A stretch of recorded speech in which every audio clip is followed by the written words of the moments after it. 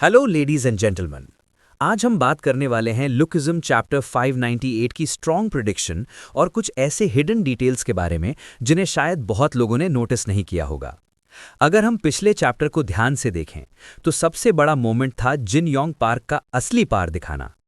Chang सू ने बहुत चालाकी से टॉम ली की यूनिक स्किल का काउंटर तैयार किया था।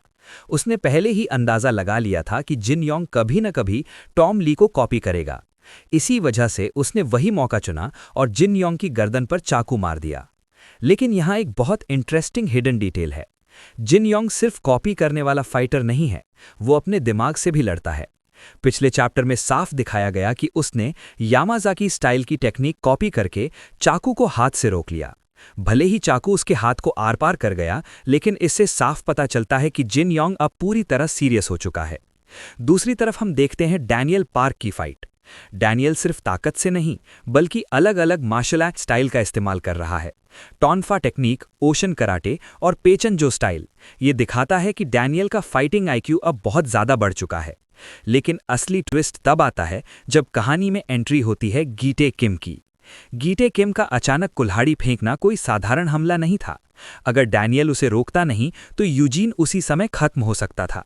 इसका मतलब साफ है, गीटे किम सिर्फ ताकतवर नहीं बल्कि बेहद खतरनाक और अनप्रिडिक्टेबल कैरेक्टर है। अब बात करते हैं नेक्स्ट चैप्टर की स्ट्रॉन्ग प्रिडिक्शन की। सबसे पहले गीटे किम और डैनियल के बीच फाइट लगभग तय है।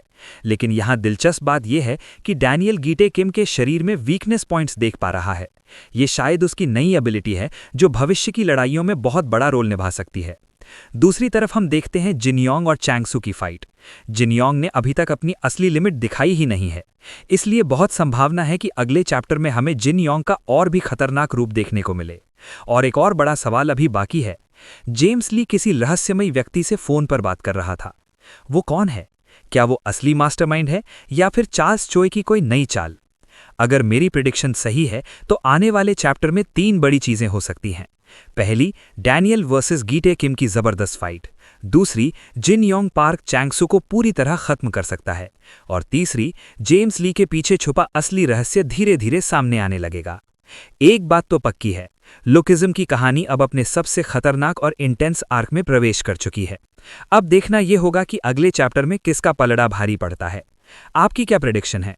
कमेंट में जरूर बताइए। हम फिर मिलेंगे नेक्स्ट वीडियो में। तब तक के लिए टेक केयर और एंजॉय द स्टोरी।